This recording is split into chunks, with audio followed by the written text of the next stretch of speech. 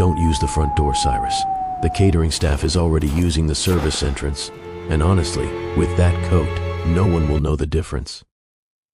I stood on the limestone steps of my childhood home, the wind whipping off the lake and biting through the thin wool of a thrift store jacket I'd bought for $6. The heavy oak door was held open just a crack by my brother-in-law, Vander Krell. He didn't look at my face. He looked at the salt stains on my boots and the scuff marks on my damaged leather briefcase. "Vander," I said, my voice steady despite the chill. "It's Christmas Eve. I thought we were family." Vander let out a short, jagged laugh that didn't reach his eyes that were busy calculating the cost of the watch I wasn't wearing. "Family is a biological fact, Cyrus. Success is a choice. Right now you look like a series of very poor choices. Go around the back. Patricia doesn't want the smell of the city bus lingering in the foyer before the guests arrive." He shut the door. The click of the heavy brass deadbolt echoed in the silent, snowy air like a gunshot. I stood there for a moment, breathing in the scent of wood smoke and expensive pine garland. Inside that house, my sister Cassian was celebrating her ascent to CEO of Vertex Solutions. They had invited me, the struggling bookstore clerk, specifically so I could act as the footstool for her triumph. They wanted to look at me and feel better about themselves. What they didn't know was that the bus I'd taken wasn't out of necessity, but for the anonymity. And the damaged briefcase? It didn't contain old books. It contained the foreclosure notices for 3 of Vander Krell's offshore shell companies. I walked toward the service entrance, my boots crunching on the pristine white powder. I reached into my pocket and felt the cold, heavy weight of my secondary phone. A silent haptic buzz pulsed against my palm. I checked the screen. Notification: Apex Core Industries, Target, Vertex Solutions. Status: liquidity crisis confirmed. CEO Cyrus Halloway Krell seeking emergency $50 million injection. Shall we proceed with the buyout? I tapped a single word: wait. I wanted to see their faces first. I wanted to see exactly how far they would go to humiliate a man they thought had nothing left to lose. I pushed open the heavy steel service door. The heat of the kitchen hit me like a physical blow, thick with the smell of roasting rosemary and clarified butter. A dozen hired servers scurried past me, carrying silver trays of crystal flutes. "Hey, you," a chef barked, pointing a spatula at me. "The extra napkins are in the pantry. Get moving, we're behind schedule." "I'm not staff," I said quietly. The chef paused, eyeing my worn coat and the way I held myself. He saw the calluses on my hands, not from manual labor, but from years of climbing the jagged rocks of the tech industry before I went underground. "Right," the chef muttered, turning back to his stove. "You're the brother, the one they talk about in whispers. Well, brother, do yourself a favor. Stay near the kitchen. The champagne in the ballroom is for people who can afford the hangover. The tap water is over there." I moved past the pantry and into the hallway that led to the great hall. The transition was jarring. The linoleum of the kitchen gave way to hand-scraped hickory floors. The fluorescent hum was replaced by the soft, arrogant melody of a live string quartet.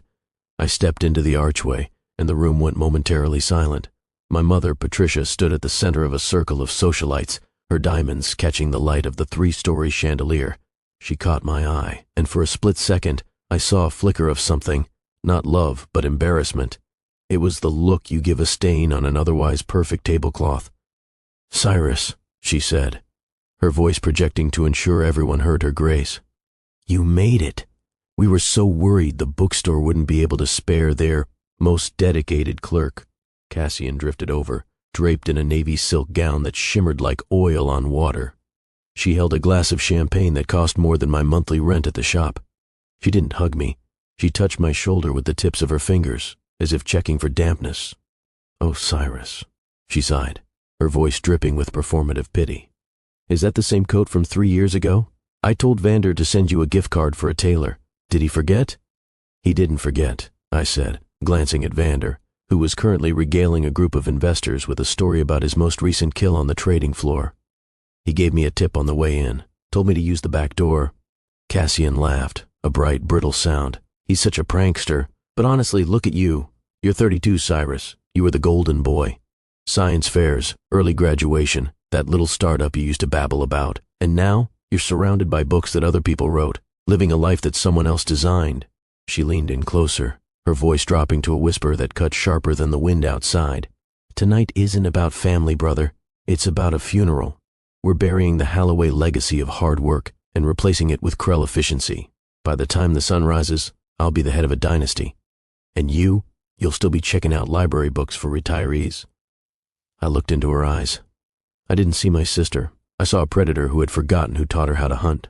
"The thing about dynasties, Cassian," I said, "is that they're usually built on land. And land has a funny way of shifting when the tide comes in." She rolled her eyes and turned back to her guests. "He's speaking in metaphors again. It's what happens when you spend too much time in fiction. Someone get him a plate of appetizers before he faints from the struggle." I stood there, the ghost at the feast, watching as my family toasted to a future they didn't realize I already owned. The clock on the mantel chimed 7. 5 hours until midnight. 5 hours until the ghost stopped playing nice. The dinner bell didn't ring. It hummed, a low electronic chime that signaled the transition from the cocktail hour to the main event. My father, Robert, led the procession into the dining room. He walked with the heavy, deliberate gait of a man who believed the floorboards owed him an apology for existing. I followed at the very back, trailing behind the rustle of silk and the sharp smell of expensive cigars. The table was a 20-foot slab of polished mahogany, set with silver that had been in the family for 4 generations.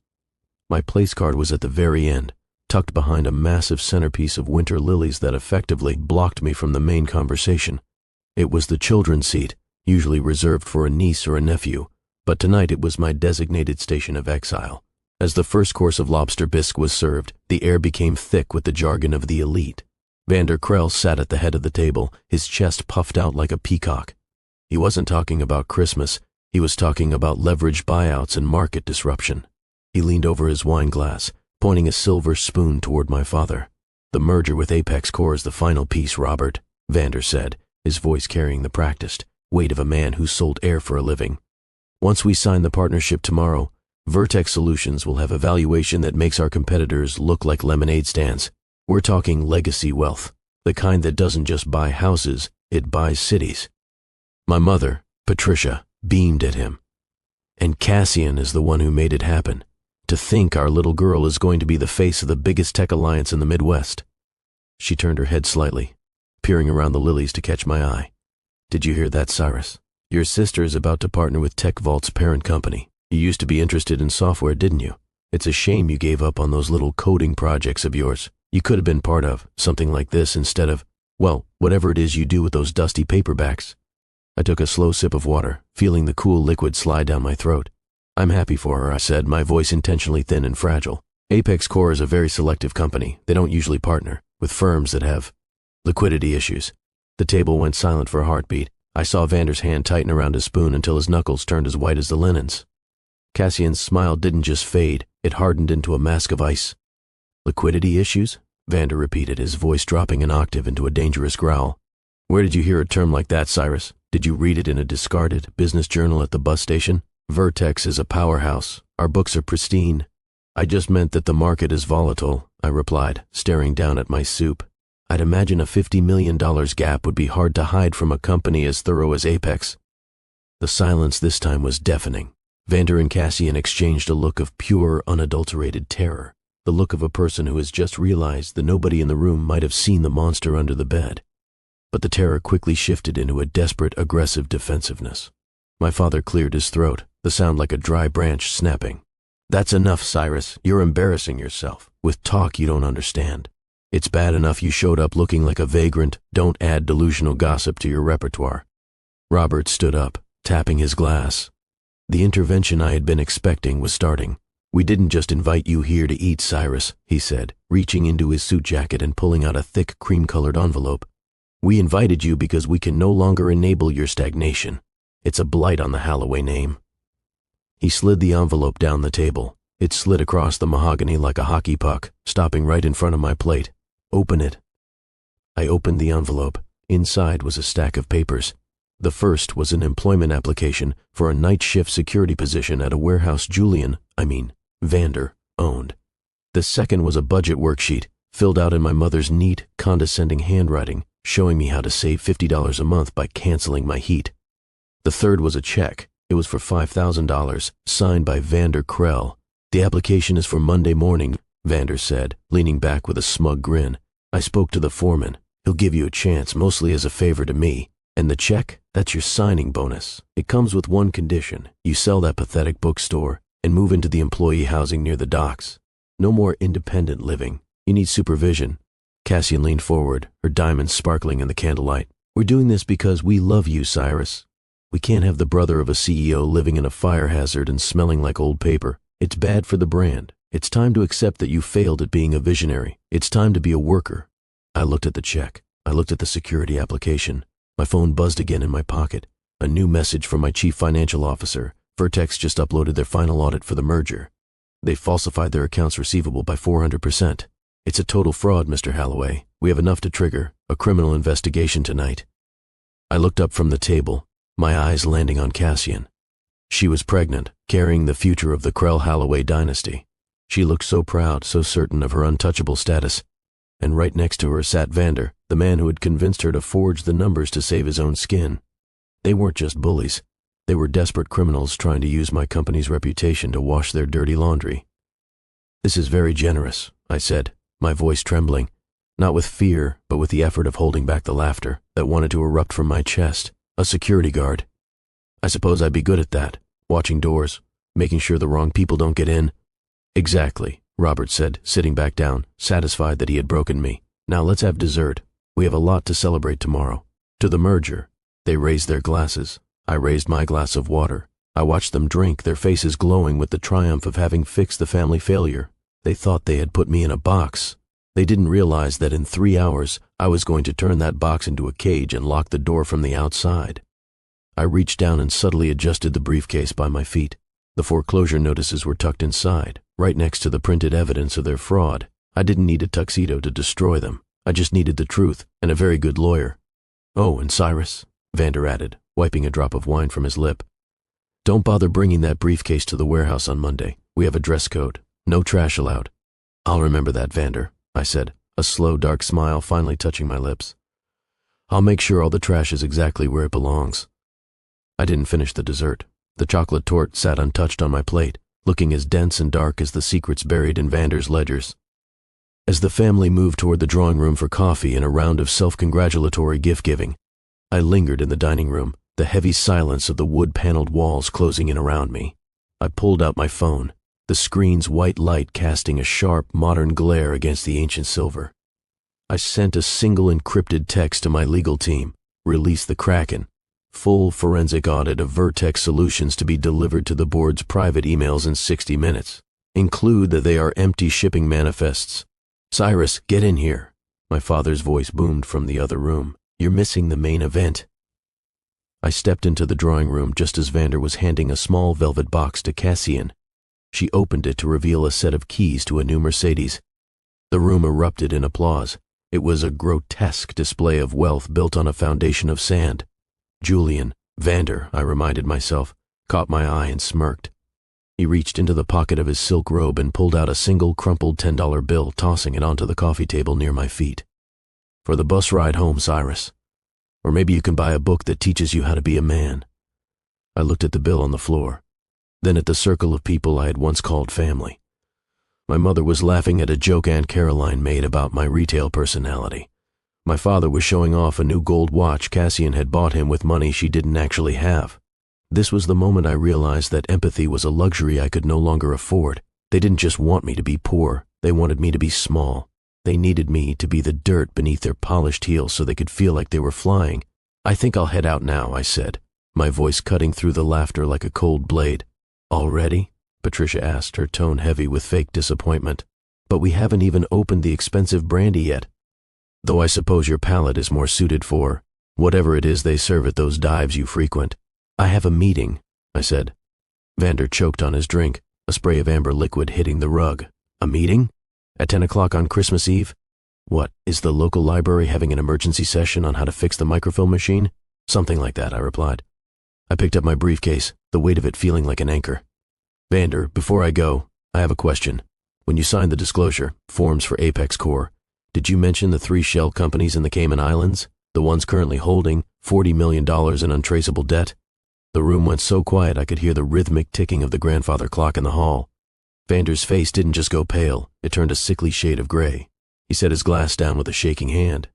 "I don't know what you're talking about. You're speaking nonsense. Robert, tell your son to leave before he ruins the night with these hallucinations."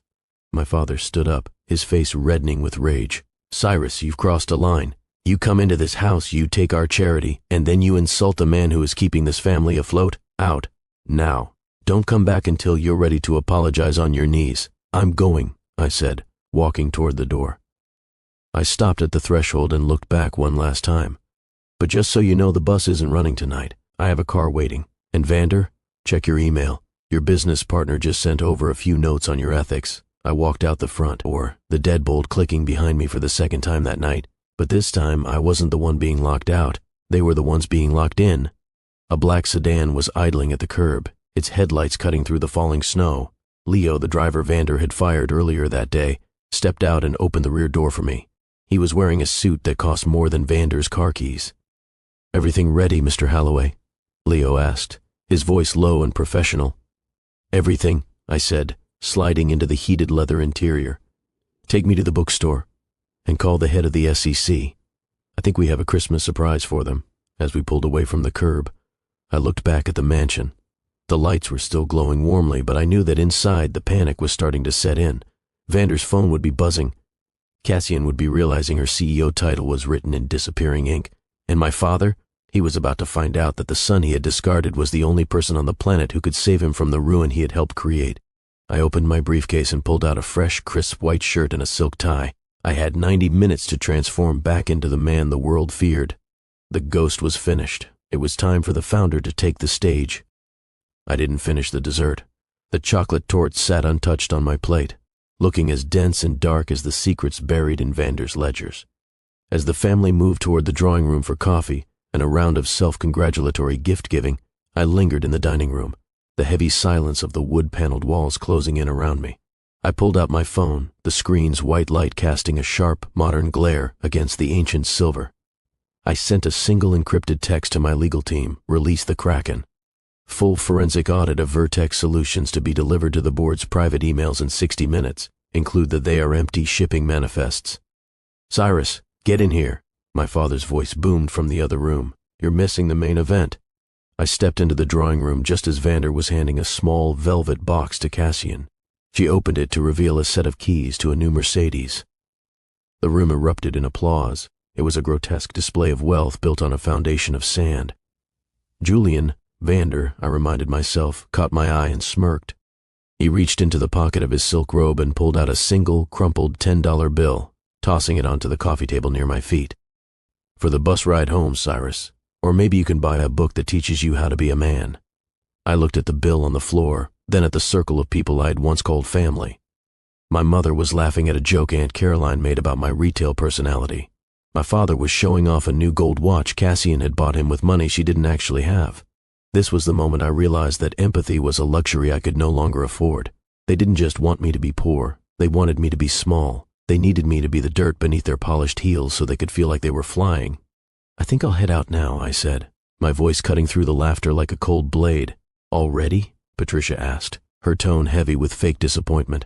"But we haven't even opened the expensive brandy yet, though I suppose your palate is more suited for whatever it is they serve at those dives you frequent." "I have a meeting," I said. Vander choked on his drink, a spray of amber liquid hitting the rug. "A meeting? At 10 o'clock on Christmas Eve? What, is the local library having an emergency session on how to fix the microfilm machine?" "Something like that," I replied. I picked up my briefcase, the weight of it feeling like an anchor. "Vander, before I go, I have a question. When you signed the disclosure forms for Apex Corp, did you mention the 3 shell companies in the Cayman Islands, the ones currently holding $40 million in untraceable debt?" The room went so quiet I could hear the rhythmic ticking of the grandfather clock in the hall. Vander's face didn't just go pale, it turned a sickly shade of gray. He set his glass down with a shaking hand. "I don't know what you're talking about. You're speaking nonsense." The sedan glided through the slush, the hum of the engine a low, predatory purr that contrasted with the frantic beating of my heart. I wasn't scared, I was focused. On the leather seat beside me, my laptop glowed with a waterfall of red data. My CFO had been busy. The files coming in from the Vertex internal servers were a massacre of accounting. They hadn't just faked their revenue. They had double leveraged their own employees' retirement funds to pay for the very champagne I'd seen them pouring 10 minutes ago. "Leo, how many people are at the shop?" I asked, staring at the blurred lights of the city. "Your core team is there, sir. 6 executives, 2 forensic accountants, and the lead counsel. They've been there since you sent the signal. They know what's at stake." Leo caught my eye in the rearview mirror. And sir, your father has called my personal cell 4 times in the last 5 minutes. He sounds different. Let him ring, I said. He spent 30 years teaching me that business doesn't wait for emotions. It's time he learned his own lesson. Back at the mansion, I knew the walls were closing in. While Leo drove me toward the heart of the city, the Founders Gala in the Halloway drawing room was turning into a crime scene. Vander Krell would be standing by the fireplace, his hands trembling as he stared at the PDF on his phone. A full line-by-line breakdown of his fraud, sent from an encrypted address they'd never seen before. He'd be looking at Cassian, wondering which one of them was going to take the fall when the FBI knocked. We pulled up to 327 Oak Street. From the outside, it looked like a humble, sleepy bookstore with a flickering neon closed sign. But as I pressed my thumb against the hidden biometric scanner disguised as a brick near the service entrance, the heavy reinforced door hissed open. I stepped inside, shedding the thrift store coat and the failed persona. My team stood in a semicircle in the center of the room, surrounded by the smell of old paper and high-end servers. They didn't see a bookstore clerk. They saw the man who controlled 30% of the region's infrastructure. Status, I barked, stepping toward the main console. The Vertex Board of Directors just received the audit, my lead counsel said, her voice sharp and clinical. The merger is dead. The Zurich partners pulled out 3 minutes ago. But there's a complication. Vander Krell just initiated a burn protocol on their servers. He's trying to wipe the evidence of the pension theft. He won't be fast enough, I said, sitting at the terminal.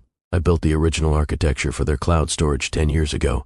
He's trying to delete files using a front-end command, but the Ghost Drive backups are hard-coded into my private server. I began to type, the rhythmic clatter of the keys echoing through the quiet shop.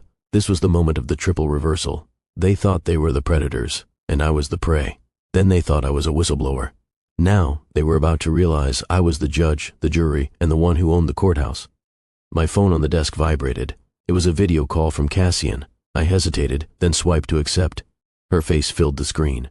Her makeup was smeared, and the navy silk gown that had looked so regal at dinner was now rumpled. She was in her car, the background blurred by speed. Cyrus, you have to stop this. I don't know how you got these files or who you're working for, but you're going to destroy us. Vander says if this goes public, we lose everything. The house, the cars, the baby's future. The baby's future was gone the moment you decided to steal from the men and women who work the docks, Cassian, I said, my voice cold. You didn't just fail as a CEO, you failed as a Halloway. Our grandfather built this company on a handshake and a sweat-stained shirt. You tried to build it on a lie and a stolen briefcase. Who are you? She whispered, her voice trembling. Vander says no bookstore clerk has this kind of power. He says you're a front for someone else. Who is the owner of Apex Core? I leaned into the camera, letting the light of the monitors reflect in my eyes. You've been looking at him across the dinner table for 10 years, Cassian. I didn't struggle. I disappeared. I didn't want the name and I didn't want the drama. But I'm taking the company back tonight. Not for me, for the people you robbed. Cyrus, please. Goodbye, Cassian. Tell Vander to keep that $5,000 check. He's going to need it for his legal defense.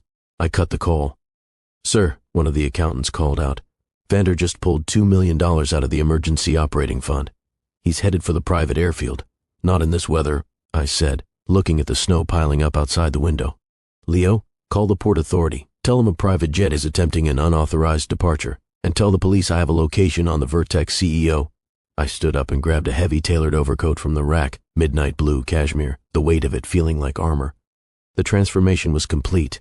The bookstore was no longer a refuge, it was a war room. Let's go, I told my team. The meeting at the plaza starts in an hour. I want to be in the CEO's chair before the sun comes up. The private airfield was a desolate stretch of asphalt and ice, lit only by the flickering orange glow of the perimeter lamps and the frantic sweeping beams of security flashlights. The wind was a living thing out here, screaming through the struts of the Gulfstream G650 that sat idling on the tarmac, its engines whining in anticipation of a flight that would never happen. Vander Krell stood at the base of the air stairs clutching 2 heavy leather bags like they were life buoys in a storm. His hair, usually plastered into place with expensive pomade, was a wild mess, and his tuxedo jacket was dusted with snow. He was shouting at the pilot, his voice lost to the gale, until the sudden blinding flash of a dozen high beams cut through the dark. 3 black SUVs screeched to a halt in a perfect semicircle, pinning the jet against the hangar. Vander shielded his eyes, retreating toward the plane. Get back, he screamed. I have authorization. I'm the CEO of Vertex." The door of the center SUV opened. I stepped out, my cashmere coat absorbing the snow like it was nothing. I didn't say a word. I just stood there, letting the silence and the cold do the work for me. Behind me, 4 men in federal windbreakers stepped into the light, their badges glinting. "The authorization was revoked 10 minutes ago, Vander," I said, my voice projecting through the wind with a clarity that made him flinch. "Along with your bank accounts, your passport, and your seat at the table." Vander stared at me, his mouth agape. The desperation in his eyes was replaced by a flickering, panicked confusion. "Cyrus, how are you here? You're a clerk. You're a nobody." "I'm the landlord," I replied, walking toward him. "You're standing on Apex Core asphalt. You're trying to flee in an Apex Core fueled jet. And those bags in your hands? Those belong to the 3,000 employees whose pensions you tried to liquidate tonight." One of the federal agents stepped forward.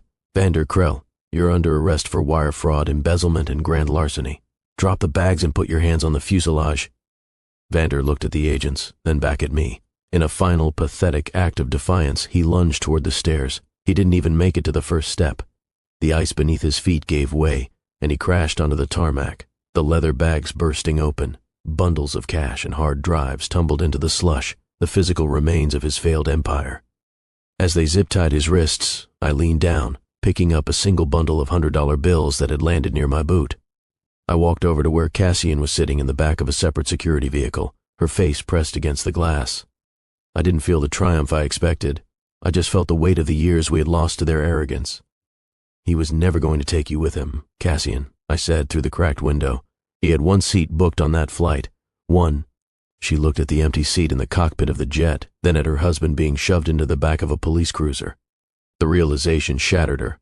The navy silk gown she had worn to humiliate me was now a shroud. "What happens now?" she whispered. "Now," I said, "the adults take over. I'm heading to the plaza. The board is waiting for their new chairman." I turned back to the black sedan where Leo was waiting. The airfield was a chaos of sirens and shouting, but as I settled back into the heated leather seat, a profound stillness settled over me. The triple reversal was complete. The victim had become the victor, the whistleblower had become the owner, and the family ghost had become the foundation. "To the Halloway Plaza, Leo," I said, "and call the morning news. I want them to have a front row seat when we announce the pension restoration." "Yes, Mr. Chairman," Leo said, a grin playing on his lips. We pulled away from the wreckage of Vander's life, the lights of the city sparkling ahead of us like a promise. The sun wouldn't be up for another 3 hours, but for the first time in a decade, I felt like I was finally stepping out of the dark. The Halloway Plaza was a monolith of glass and steel that pierced the pre-dawn fog, a crown jewel of the city's skyline. As the sedan pulled into the private underground bay, the air felt different, thicker with the scent of high-stakes decisions and the hum of a building that was waking up to a revolution. I stepped out of the car, my boots clicking against the pristine concrete. I wasn't hunched anymore. I wasn't hiding. I adjusted the cuffs of my bespoke shirt and walked toward the executive elevator. Inside the car, the digital display climbed past the 50th floor. When the doors slid open to the penthouse boardroom, the scene was pure chaos. The massive oak table was surrounded by the Vertex board of directors, 12 men and women in various states of undress and panic. At the head of the table sat my father, Robert. He looked older than he had 3 hours ago. His tie was loosened and a mountain of legal documents was spread before him like the remains of a shipwreck. "Who authorized this entrance?" my father barked, not looking up from his tablet. "This is a closed session. Security, remove this." He stopped. He finally looked up. The silence that followed was heavy enough to crush the lungs. One by one, the board members turned. They saw a man in a midnight blue cashmere coat, standing with the quiet authority of a mountain. They didn't see the struggling clerk from dinner. They saw the face they had only seen in grainy, unauthorized business profiles of the Tech Vault founder. "Cyrus?" my father whispered, his voice cracking. He looked at my clothes, then at the 2 forensic accountants and the lead counsel walking in behind me. "What is this? What have you done?" "I've saved you, Dad," I said, walking to the foot of the table. "Though I suspect you won't like the price. You're behind the audit?" One of the board members stammered. "You're the one who leaked the pension fraud to the SEC." "I didn't leak it," I said, leaning my hands on the table. "I documented it. As the primary creditor of Vertex Solutions, I have a fiduciary responsibility to protect the assets, and as of 4 a.m., Apex Core Industries, my company, has executed a hostile takeover of all Vertex outstanding shares. The merger you were all celebrating is over. This is now a liquidation and restructuring." My father stood up, his chair screeching against the floor. Your company? Cyrus, stop this nonsense. You work in a bookstore. You're a failure. You're doing this despite us because we tried to help you. I signaled to my counsel. She stepped forward and placed a single, leather-bound folder in front of Robert. It contained the original Articles of Incorporation for Apex Corp, the billion-dollar tax returns, and the personal signature of the man who had built it all from a laptop in a cramped little apartment. Robert looked at the papers. His eyes darted back and forth, searching for a lie, but the numbers didn't blink. He slumped back into his chair, the air leaving his lungs in a long, rattling hiss. All this time, you let us believe, you let us treat you like, I let you treat me exactly how you wanted to treat me, I said, my voice devoid of malice, filled only with a cold, hard truth. I wanted to see who you were when you thought no one was looking. I wanted to see if the Halloway name meant anything more than a price tag. Tonight I got my answer.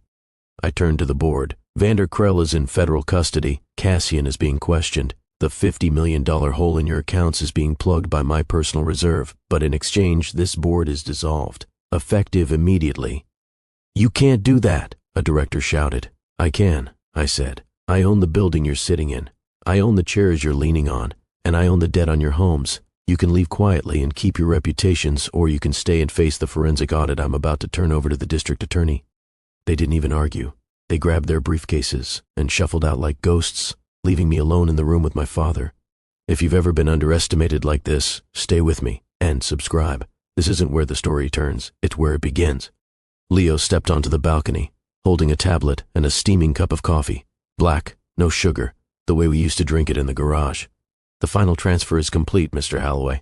The bookstore at 327 Oak Street has officially been deeded to the city's Literacy Foundation. They're turning the upstairs into a free coding academy for the neighborhood kids. And the staff? I asked, taking the coffee. Every clerk got a 200% bonus and the option to move into a junior management role at the firm. Most of them stayed at the shop. They liked the books too much to leave. I smiled. It was the only part of my old life I still missed. The quiet hours between the shelves, the smell of paper, and the invisibility. But the ghost had served its purpose. It had been the wrecking ball that cleared the way for something real. What about the house? I asked. Leo hesitated. Your father is settled in the cottage upstate. He spends most of his time in the garden. He asked if you'd be coming for New Year's. He said he found an old set of blueprints for the first crane you two ever built. He thought you might want to look at them. Tell him I'll think about it, I said. It wasn't a no, but it wasn't a yes either. Some foundations took a long time to dry. As Leo headed back inside, my phone buzzed with a private notification. It wasn't a business alert or a market crash. It was a photo from Cassian. She was in a quiet park, holding a healthy baby boy. No designer clothes, no diamonds, no navy silk. Just a mother and a child. The caption read, "He's starting to walk. He has your eyes. Thank you for the house, Cyrus. We're doing okay." I deleted the message. I didn't need the gratitude. I just needed to know the cycle had been broken. I had spent my life thinking the Halloway legacy was a burden of steel and debt, but I finally understood that the real legacy was the ability to walk away from a lie and build the truth with your own two hands. I turned back to the harbor as the sun finally broke through the clouds, turning the gray water into a sheet of gold. The city was waking up, thousands of people heading to jobs that were safe, in buildings that were sound, for a future that was actually theirs. I picked up the black invitation that had been sitting on the balcony railing, a fresh invite to the International Tech Summit. I didn't open it. I folded it into a paper crane, just like I had done with Vander's pity check a year ago, and let the wind take it. It danced over the edge of the balcony, spiraling down toward the water until it vanished into the white foam of a departing ship. "I'm not a guest anymore," I whispered to the wind. "I'm the one who built the stage." I walked back inside, the glass doors sliding shut behind me with a silent, pressurized click. The ghost in the ledger was gone. The man who remained was finally home. The boardroom takeover had been clean, but as the dust settled on the Vertex ruins, I realized a parasite rarely acts alone. While Vander Krell was the face of the fraud, he lacked the architectural genius to hide $40 million of debt from my own forensic teams for so long. Someone had been cleaning the digital trail from the inside. "Leo," I said, leaning over a glowing heat map of our encrypted servers. "Who was the lead consultant for the Vertex-Apex merger? Not the legal team, the technical auditor." Leo tapped a few keys, and a profile materialized on the wall-sized screen. My jaw tightened. Sterling Vance. He was a man who called himself a corporate architect, but in the industry he was known as a wrecker. He was 45, wore platinum-rimmed glasses, and possessed a smile that felt like a surgical incision. More importantly, he was the man who had outbid me for the city's central infrastructure contract 3 years ago, the very defeat that had sent me into my bookstore retirement. "He's at the Sapphire Club tonight," Leo reported, "hosting a victory dinner for the Vertex board members he thinks are still in power. He doesn't know about the airport arrest yet. He thinks the merger is a done deal. He doesn't just think it's a deal, Leo. He thinks he's about to absorb my company through the back door. He's been working with Vander to trigger a poison pill clause in the merger that would have handed him my proprietary source code." I felt a cold, familiar spark in my chest. This wasn't just about family anymore. This was about the man who had tried to steal the soul of my industry. "Dress the part, Leo," I said, grabbing my midnight blue overcoat. "We're going to the Sapphire Club. It's time to show Mr. Vance what happens when you try to renovate a house while the owner is still inside." The Sapphire Club was the kind of place where memberships were inherited, and the air was filtered to remove the smell of the common man. I walked through the gold leaf doors with Leo 2 paces behind me. The maitre d' started to move toward me, likely to point me toward the service entrance, based on my lack of a tuxedo, but I simply held up a black titanium card. He turned pale, bowed low, and stepped aside without a word. We reached the private terrace. Sterling Vance was there, surrounded by a circle of sycophants, holding a crystal flute of Blue Label scotch. He was laughing, his voice a sharp, arrogant bark. "To the new era," Vance shouted. "To the end of the Halloway era and the beginning of the Vance-Krell monopoly. By Monday we'll own the ports, the data, and the very air the workers breathe." I stepped into the light of the terrace. "The air is a bit thin up here, Sterling. I'd be careful about taking such deep breaths." The circle of guests went silent. Vance turned slowly, his eyes narrowing behind his platinum frames. He didn't look shocked, he looked annoyed, like he'd spotted a fly in his vintage scotch. "Cyrus Halloway," Vance said, his voice dripping with mock sympathy. "I heard you were lurking around the mansion tonight. Did you come here to ask for a job? I suppose I could use a new valet. You already know how to handle high-end cars, don't you?" The sycophants chuckled. I walked closer, stopping just inches from his pristine white table. "I'm not here for a job, Sterling. I'm here to give you a lesson in structural integrity." "Is that so?" Vance smirked, looking around at his guests. "And what does a bookstore clerk know about structures?" "I know that when you build a bridge out of stolen iron, it doesn't matter how pretty the paint is," I said. "It's still going to collapse, and your bridge just hit the water." Vance's smile didn't falter, but his grip on his glass tightened. "You're delusional. The merger is signed. Vander has the documents. Vander has a pair of zip ties and a federal holding cell," I said. I pulled a single sheet of paper from my pocket and laid it on the table. It wasn't a contract, it was a notice of total acquisition. "I didn't just buy Vertex, Sterling. I bought the holding company that owns your firm. As of 5 minutes ago, you don't work for yourself. You work for the man you tried to destroy. And the first thing your new boss is doing, he's firing you for gross professional misconduct." The glass in Vance's hand didn't break, but the man inside did.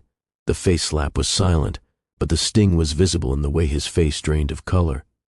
You can't," he whispered. "I can," I said. "And Sterling, I checked your personal portfolio. You leveraged your entire net worth against this merger. You didn't just lose your job tonight. You lost your house, your reputation, and your membership to this club." I turned to the maitre d' who was standing by the door. "Mr. Vance is no longer a member. Please escort him to the service entrance. And make sure he leaves the scotch. It's a bit too rich for his new budget." As the security guards moved in, I looked at the stunned faces of the city's elite. I didn't feel like a ghost anymore. I felt like the architect of a new world. Watching Sterling Vance being escorted toward the service elevator was like watching a skyscraper being demolished in slow motion, calculated, inevitable, and thick with dust. The guests at the Sapphire Club, those same men who had been laughing at his jokes moments ago, moved away from him as if his failure were contagious. I didn't look back. I didn't need to see the fall to know he had hit the ground.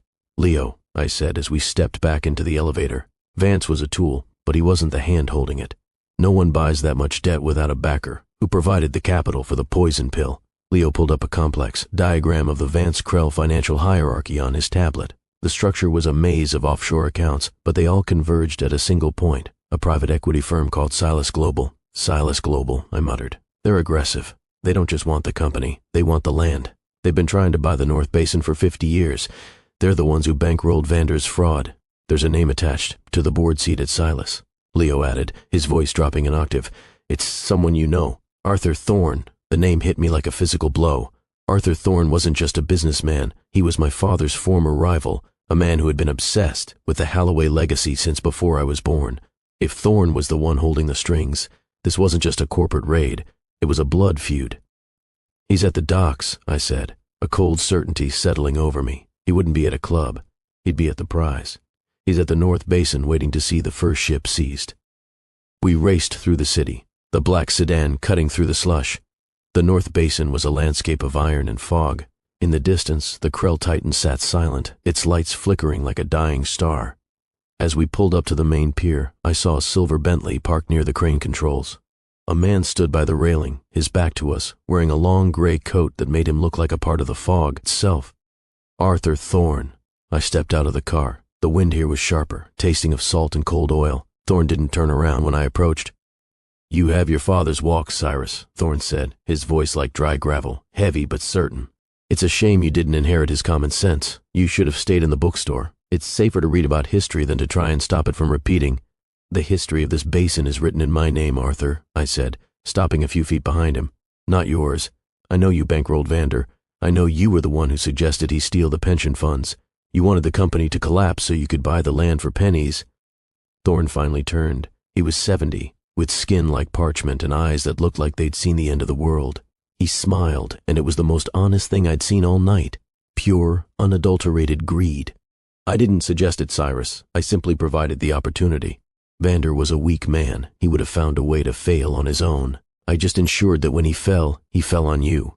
Thorne gestured toward the Titan. "The injunction is being filed as we speak. By dawn, this pier will be under Silas Global's control. Your takeover of Vertex means nothing if the company has no place to park its ships." "You're right," I said, stepping closer. "A shipping company without a dock is just a pile of floating scrap. But there's one thing you missed, Arthur. You were so busy watching the board, you forgot to look at the dirt." I pulled out the original land deeds I had retrieved from the archive. My grandfather didn't just own the pier, he owned the underwater rights to the entire basin entrance. When Silas Global bought the neighboring lots, they built their access roads over land that belongs to a permanent environmental trust, one that I control.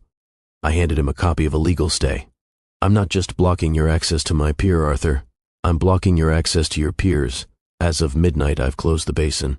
No ships in, no ships out. Your billion-dollar empire is now a landlocked pond."